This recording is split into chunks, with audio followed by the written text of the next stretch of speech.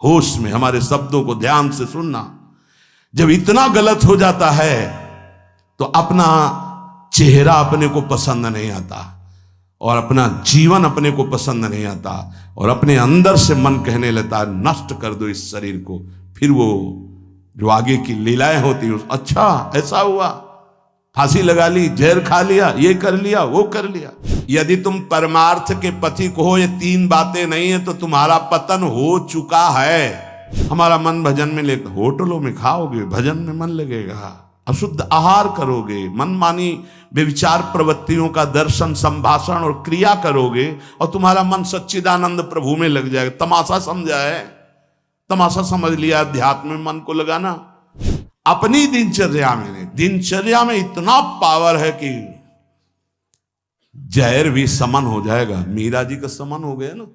अगर नियम है 1:45 बजे उठने का, स्नान का, तो 1:45 बजे ही उठना चाहिए, 2 नहीं बजना चाहिए।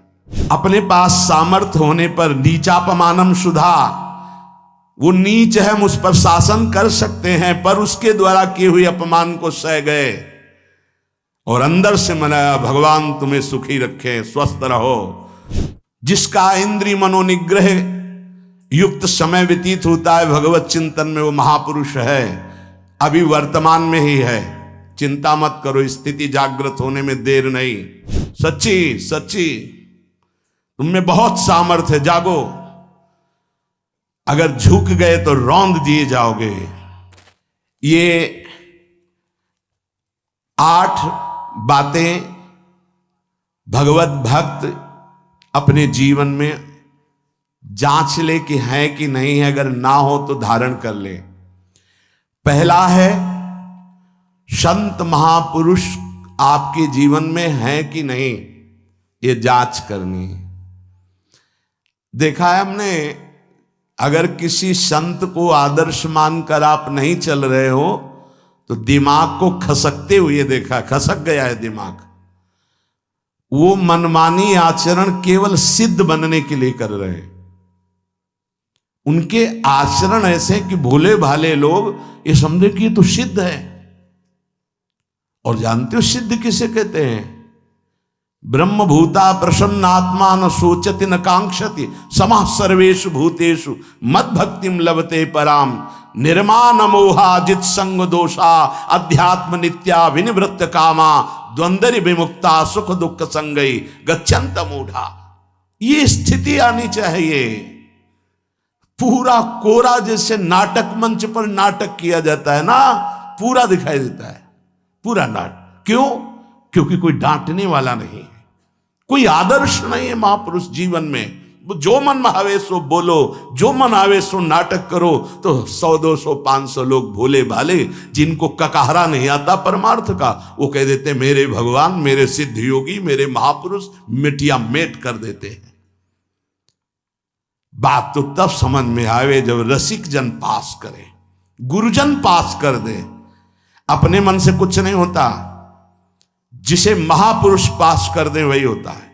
संत महापुरुष कहे ठीक चल रहे हो, ठीक है, या वो मौन स्वीकृति दे दे, ठीक है। अपने मन से सिद्ध बनने पर सिद्ध थोड़ी कोई हो जाता है।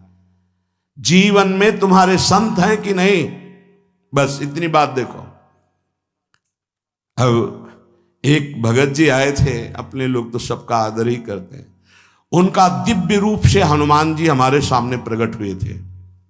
सच्ची बात कह रहे हैं, जिस समय दिव्य रूप हनुमान जी ने धारण किया तो हनुमान जी महाराज के ही भाई पवन पुत्र भीम कंपायमान थे। भीम जैसे हनुमान जी वैसे भीम, बड़े बड़े पर्वतों को अपनी टक्कर से चूर करने की सामर्थ्य रखने वाले। अभी पैदा ही हुए थे भीम और गोद में लिए हुए माता कुंती चल रही थी। अचानक सिंह निकला, दहाड़ हुई तो गिर गए भीम। तो जो जिस चट्टान पे गिरे चकनाचूर हो गई चट्टान, और उस आवाज से भयभीत होकर भाग पड़ा सिंह। अभी गोद में बच्चा थे। वो भीम जिस समय प्रार्थना की कि भैया मैं तुम्हारा वो दिव्य रूप देखना चाहता हूं, तो उनका काहे को तुम व्यर्थ में ऐसा तुम नहीं देख पाओगे। तो उनका हमारी लालसा है आपका छोटा भाई हूं तो अट्टहास किया हनुमान जी का वो दिव्य रूप कि कंपायमान होकर कह रहे थे, हे वायुपुत्र, हे पवन पुत्र, तुम अपने रूप का संवरण करो, मेरी सामर्थ्य नहीं। और वो व्यक्ति ऐसे कह रहा, मैं दिव्य हनुमान। हम कह रहे पाखंड मत करो, ठीक से चलो तो ये सब भगवत स्वरूप अनुभव में आ जाएंगे। ठीक से चलो, बड़ा विचित्र स्वरूप है। जब तक जीवन में कोई संत नहीं तो हम ये देख रहे हैं कि वो जीवन या तो पाखंड में सकिल जाएगा और या तो व्यर्थ के चिंतन में फंसा हुआ अपने को मान लेगा कि मैं सिद्ध हूं। आपका शब्द, आपकी दृष्टि, आपकी चेष्टा, तस्मा शास्त्रम प्रमाणम ते, तब सिद्ध माना जाता है। बहुत सिद्धों के दर्शन हुए, गंगा किनारे सिद्धों का हमने कभी नहीं देखा ऐसा प्रमादी। सिद्ध प्रमादी नहीं होता। 95 वर्ष की आयु पूज्य स्वामी श्री ओंकारानंद सरस्वती जी महाराज 4 बजे एक अपने निज जन से कहते, वो स्वेटर पहना दीजिए। बोले स्वामी जी अभी तो धूप है। नहीं, अंदर अभी जाएंगे, चिंतन में विक्षेप होगा, हमारे पास समय नहीं, डाल दो शरीर में। अब इसका एक साधारण शब्द हुआ, इसका प्रभाव इतना पड़ा, इतनी अवस्था में इतने चिंतन परायण की स्वेटर पहनना है, ये स्मृति बाधा ना पहुंचा पावे, डाल दो शरीर में। कितना सूक्ष्म।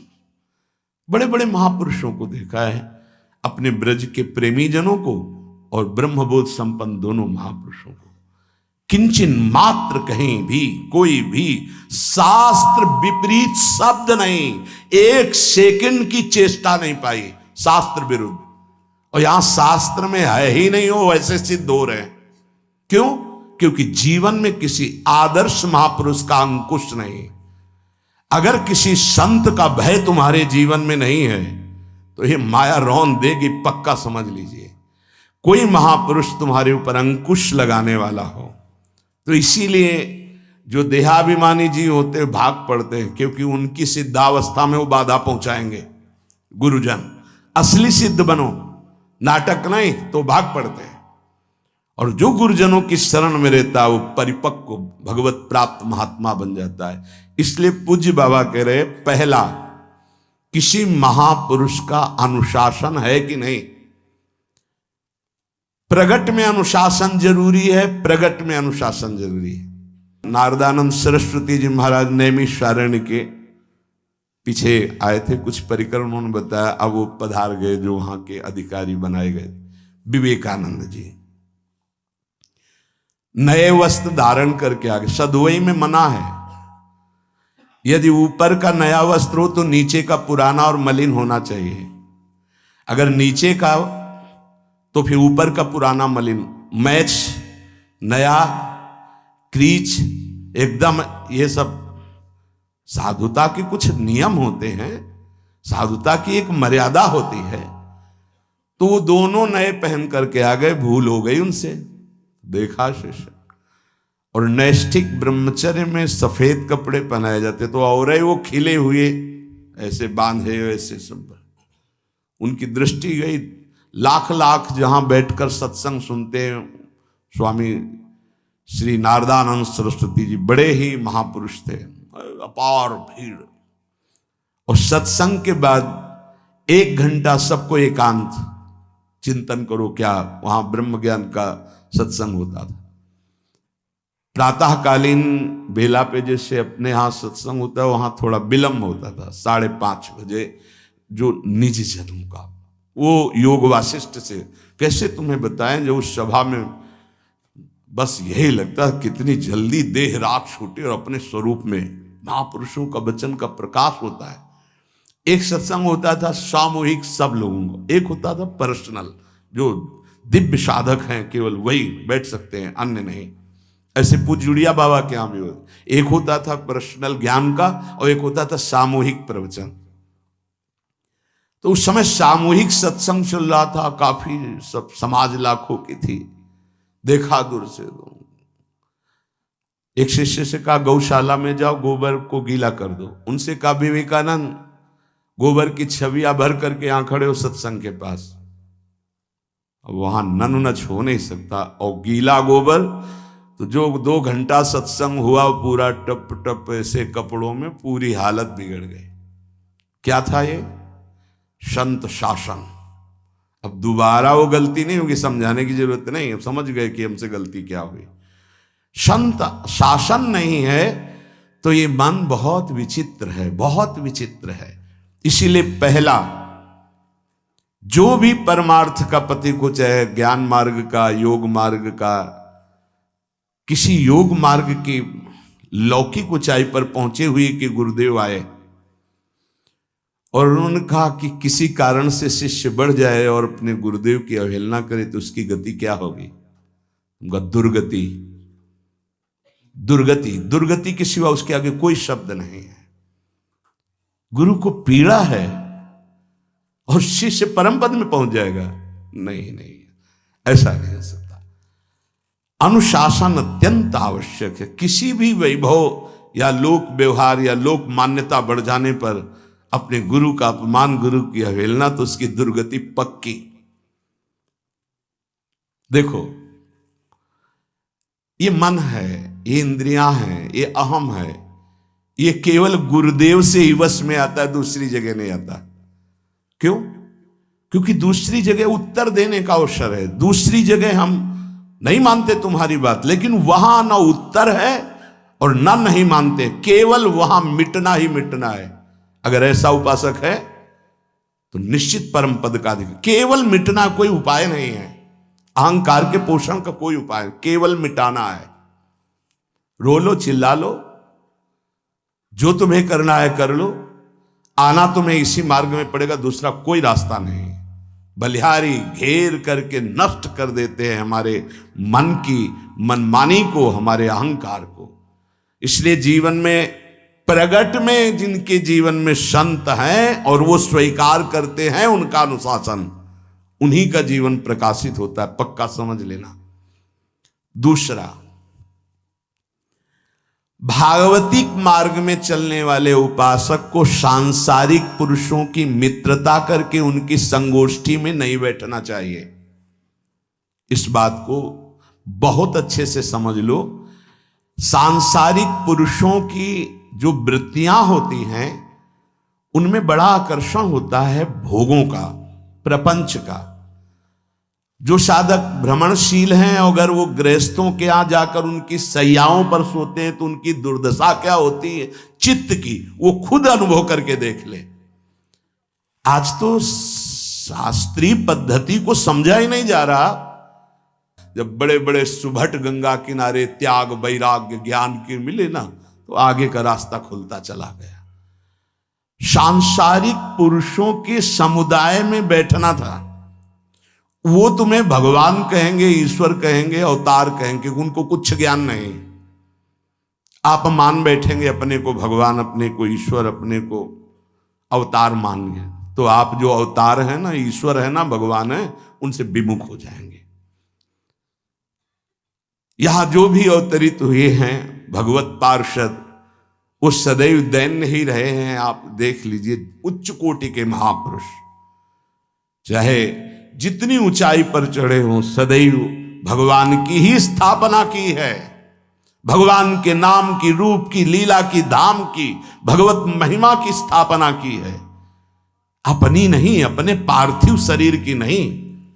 ध्यान रखना, जितने महापुरुष प्रकट हुए भगवान की स्थापना की।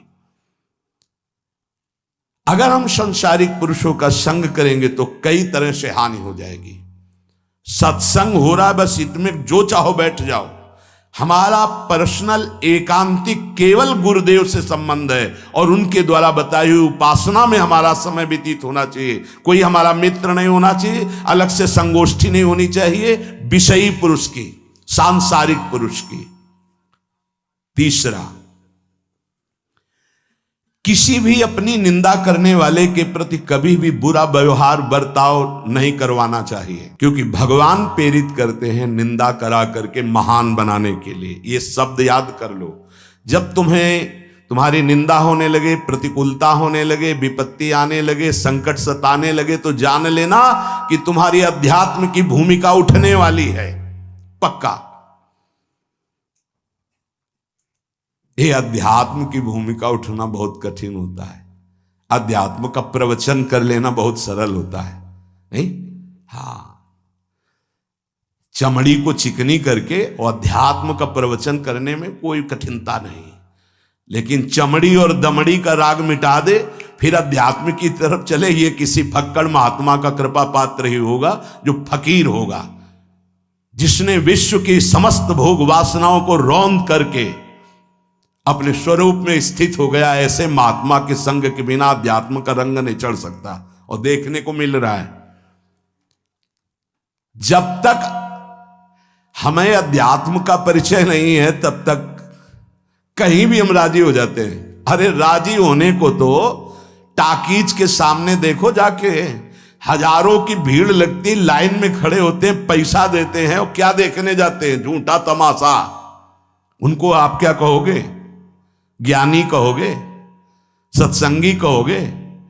भीड़ का इकट्ठा हो जाना कोई अध्यात्म का चमत्कार नहीं होता। तो अध्यात्म का चमत्कार तो अंतर की वृत्ति का परिवर्तन हो जाना होता है। नहीं तो अगर एक नृत्य करने लगे ना तो हजारों उसको देखने खड़े हो जाते हैं, फिर 14 संगीत बज रहे हैं, फिर इसके बाद अगर हजारों ये बैठे मनोरंजन कर रहे हैं तो इनका कोई महत्व तो नहीं। अगर एक महात्मा कह देता है कि तुम वास्तविक भगवत मार्ग के पथिक हो तो धन्य हो गया जीवन, और 1 करोड़ लोग कह दें कि परमार्थ का पथिक है तो मान्यता नहीं मानी जाएगी। ये अध्यात्म है, अध्यात्म। इसीलिए कह रहे हैं कि सांसारिक पुरुषों की संगोष्ठी में रति न करे। तीसरी, अपनी जब कोई निंदा करे तो उसका भला जरूर मना देना, बुरा मत मना देना, नहीं तो अध्यात्म छूट जाएगा। अपने पास सामर्थ्य होने पर नीचापमानम सुधा, वो नीच है, हम उस पर शासन कर सकते हैं, पर उसके द्वारा किए हुए अपमान को सह गए और अंदर से मनाया, भगवान तुम्हें सुखी रखे, स्वस्थ रहो, और कभी भी हम आपका विरोध नहीं करेंगे, जब अवसर मिले तब फिर हमारी निंदा करना, भगवान तुम्हें स्वस्थ रखे, तुम्हारा कभी अमंगल न हो। ध्यान रखना, अध्यात्म। चौथा, अपने मुख से कभी किसी की निंदा ना करना। निंदा व्यक्तिगत नाम लेकर के की जाती है, सिद्धांत सार्वभौम वर्णन होता है। जैसे यहां हम कह रहे हैं, वो निंदा सिद्धांत के विपरीत आचरण में जो चलते हैं उनकी है। कौन है? नाम नहीं है, रूप नहीं है। सिद्धांत में चलना एक ये मार्ग, सिद्धांत से बिलक चलना ये पाखंड है। पाखंड और दंभ की निंदा होती, और सत्य की कोई निंदा करे तो वो प्रकाशित होता है। सत्य निंदा से ढकता नहीं। जैसे कोहरा थोड़ी देर के लिए सूर्य को ढकने का नाटक कर सकता है, लेकिन सूर्य जब प्रकाशित होगा तो कोहरे की धज्जियां उड़ जाएंगी। 5वां, मान लेने की इच्छा का त्याग करके अपने समीप जो भी आवे, छोटा बड़ा सबको प्यार और मान देना। ये 8 अच्छे उपासक में सब लक्षण पाए जाते हैं। दूसरों को मान देने का स्वभाव रखना, चाहे छोटा बच्चा ही क्यों न हो। ये नहीं ये धनी मानी बड़ा आकर के धन राशि दे रहा है तो उसका सम्मान हो रहा है, और एक छोटा प्रणाम कर रहा है उसकी तरफ देखा भी नहीं जा रहा। नहीं, बच्चे से लेकर कोई भी सबको एक ही प्यार की दृष्टि से देखना, भगवत भाव से देखना। अपने को मान रहित और दूसरों को मान देने का स्वभाव बना देना। 6वां, अपनी इंद्रियों को सदाचार परायण रखना। इंद्रियां ये सदैव व्यभिचार की तरफ भागती हैं। नेत्र व्यभिचार दोष, बार बार दूसरों के प्रति देखना आकर्षणकारी, कैसा भी दोष अंदर का भाव हो, नेत्र दोष। दूसरों की बातें सुनना, श्रवणेन्द्रिय दोष। वाणी से दूसरों की चर्चा करना, वाणी। ऐसे हर इंद्रिय अपने व्यभिचार में जाना चाहती है। सदाचार परायण उपासक होता है। कल की बात है, कल चिंतन हो रहा था श्रीमद् भगवद गीता जी का। अगर उपासक में सदाचार इंद्रियों की पवित्रता नहीं है तो ढकोसला के सिवा कुछ नहीं रहेगा। ये अच्छे से समझ लो। इंद्रियों का विलास चल रहा, खुला दिखाई देता है, खुला। वो एक दृष्टि होती है, उसमें दिखाई देता है। अंतर में ब्रह्म बैठा हुआ शांत मौन है और ये समझ नहीं पा रहा, केवल नाटक पे लगा हुआ है। अपना मन, अपनी इंद्रियां यदि संयम में नहीं है, सदाचार में नहीं है, तो ढकोसला ही है, आडंबर ही है, नाटक ही है। पक्का समझ लीजिए। अगर वो संयमी नहीं है, जितेंद्रीय नहीं है, मनोनिग्रही नहीं, तो अध्यात्म क्या है? क्या प्रवचन हो रहा है? किस बात का प्रवचन हो रहा है? जो अनुभव हुआ उसका हो रहा है, शास्त्र सम्मत हो रहा है। जितेंद्रियता नहीं, इंद्रिय निग्रह नहीं, मनोनिग्रह नहीं। छठवां, सदाचार परायण, अर्थात इंद्रिय और मन शास्त्राज्ञा के अनुसार चले। जिसका इंद्रिय मनोनिग्रह युक्त समय व्यतीत होता है भगवत चिंतन में, वो महापुरुष है। अभी वर्तमान में ही है, चिंता मत करो, स्थिति जागृत होने में देर नहीं।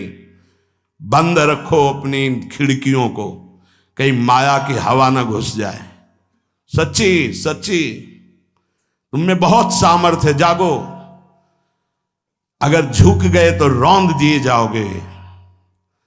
एक एक बात अच्छे से समझ लो। मुस्कुरा के, प्रेम व्यवहार दिखा के, अपनापन करके फिर तुमको अधीन किया जाएगा। माया भगवती बहुत बलवती है। ऐसे करके फिर ऐसे प्रहार करती है, क्योंकि साधक बहुत प्रवीण है। ऐसे में अपने को बचा लेगा, लेकिन ऐसे में बचाना बहुत कठिन होता है। हमारी बात को समझ लेना, ऐसे में बचाना बहुत कठिन होता है, बहुत कठिन होता है। समर्पण का मिश, सेवा का मिश, अपनापन का मिश। हमारी इंद्री, हमारा मन बहुत धोखेबाज है, हमें कोई धोखा नहीं दे सकता। ये हमारा मन, हमारी इंद्रियां हमको धोखा देती है। साधु, साधक, परमार्थ पथिक, भक्त इस बात से परम सावधान। सदाचार और सरलता, संयम के साथ हमारा समय व्यतीत होना चाहिए। किसी के गवाही की जरूरत नहीं है, किसी के प्रमाण की जरूरत नहीं। आप खुद अपने हृदय की भूमिका को नाप लीजिएगा।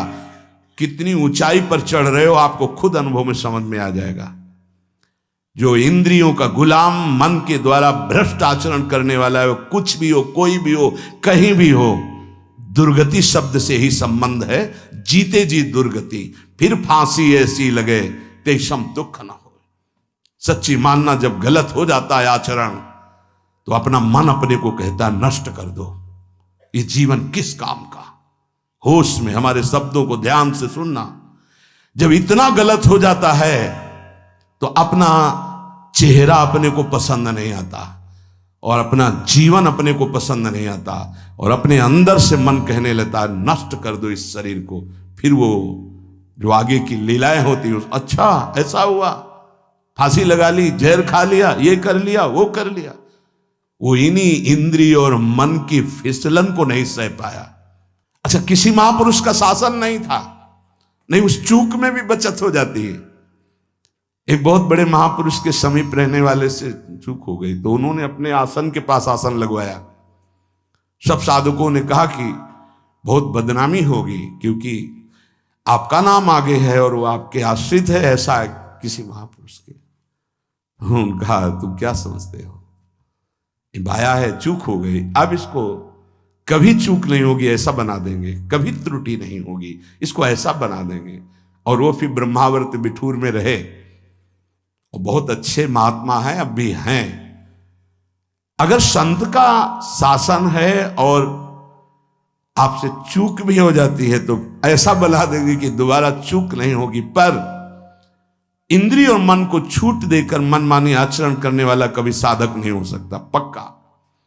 और आप सच्ची मानना, आपकी एक बार इंद्रिय मन छूट हो गई तो जिंदगी भर दबे रहोगे, दहाड़ने लायक नहीं रहोगे। माया तुम्हारे को सदैव कोसती रहेगी, तुम्हारा हृदय जलता रहेगा। ऐसा कैसे हो गया, ऐसा कैसे हो गया। जब ऊंचाई की तरफ सोचोगे तो सामने वो, अगर प्रायश्चित करके मिटा दिया है तो बात है, नहीं तो वो कर्म सामने आ जाएगा। लगेगा नहीं हम इस ऊंचाई लायक नहीं है, नहीं हम इस ऊंचाई लायक। आपसे प्रार्थना कर रहे, अगर चूक हो गई हो तो उसको मिटा दो, नहीं आगे बढ़ने में बाधा पहुंचा देगा।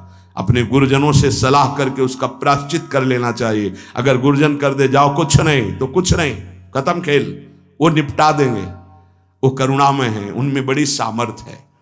पर छठवां सूत्र, सदाचार संयम जितेंद्रियता मनोनिग्रह साधक में होना ही चाहिए। जो साधक एकांत में मनोरंजन करके अपने जीवन को नष्ट कर रहे हैं, अच्छा होता गृहस्थ धर्म में रहते, बाल बच्चे पैदा करके मेहनत करके धर्म पूर्वक कमाते और समाज की सेवा करते। यदि अखंड ब्रह्मचारी वैराग्य मार्ग के पथिक हो तो चूक ना होने पावे प्रार्थना करते हैं। इंद्रियों को शिथिल ना होने देना, मन को शिथिल मत होने देना, नहीं तो ऐसा बंधन ये बांध देते हैं कि बड़े बड़ों को सर झुकाकर चलना पड़ता है, रौंद देती है माया। ध्यान रखना, सर उठाने लायक नहीं रह जाता। अगर इंद्रिय जन्य भोगों का आकर्षण नष्ट कर दे तो अपना मन अपने को जलाता रहता, धिक्कार देता रहता। कैसे हो गया ऐसे? तो कैसे हो गया? कीन हो इस कबहू अभिमाना, सुख हो वंचा कृपा निधाना। कहीं अभिमान हो गया कि मैं ब्रह्मचारी हूं, मैं जितेंद्री हूं, मैं मनोनिग्रही हूं, तो ठाकुर जी ने दाना फेंक दिया, देख भला मनोनिग्रही है तो मत चुन। लेकिन कृपा पात्र साधक पुनः अपने आप को सावधान करके सदाचार में ही स्थित रहे। आज सदाचार को समझा ही नहीं जा रहा कि सदाचार है क्या। सातवां, किसी भी पद को साधक कभी स्वीकार न करे। समाज में बड़े पद मिलते हैं, यहां भगवत प्राप्ति की वार्ता हो रही। किसी भी पद, किसी भी सम्मान को स्वीकार न करें। ये सब उपाधियां हैं, अगर उपाधियां स्वीकार की तो उपद्रव शुरू हो जाएंगे। कोई उपाधि स्वीकार न करो तो इतने महान बन जाओगे कि पूरे विश्व में तुम ही होगे। ये भी बात याद कर लो। कोई भी छोटी मोटी उपाधि स्वीकार की तो उस महान को नहीं प्राप्त कर पाओगे। विश्व में तुम ही होगे, या तो ज्ञान में तो एक तुमसे बड़ा कोई है नहीं, और अगर भक्ति में तो तुमसे छोटा कोई नहीं, तो विश्व में तुम ही तो हुए ना। सब बड़े और आप छोटे, विश्व में आप प्रणादपि सुनीचेन, और ज्ञान तो हम ब्रह्मास्मि, सबको समेट लिया अपने में, एक के सिवा दूसरा कोई नहीं। यह है उपाधि रहित महापुरुष की स्थिति। कोई उपाधि स्वीकार न। अनंत ब्रह्मांडों का महारत्न इंद्र नीलमणि, जहां जहां भक्त मेरा चरण रखे वहां वहां रखूं हाथ, पीछे पीछे मैं फिरूं कभी न छाड़ूं साथ। इससे बड़ा कोई पद होगा? निरपेक्षम मुनिम शांतम निर्वैरम समदर्शनम अनुब्रजाम्य हम नित्यम पूये अत्यंगुरेणु भी। जिसकी चरण रज लेने के लिए परब्रह्म परमात्मा पीछे डोलता है, वो है ये पद।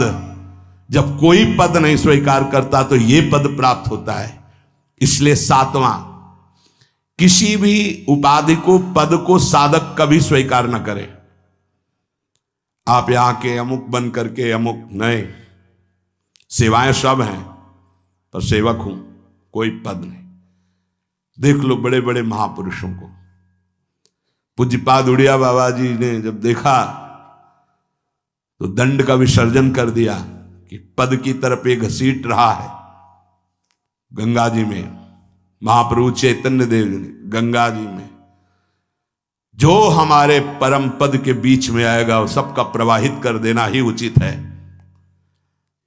बहुत समझना, पूरे जीवन भर याद रखना, यह अध्यात्म है। अध्यात्म कभी कोई भी उपाधि स्वीकार ना करे।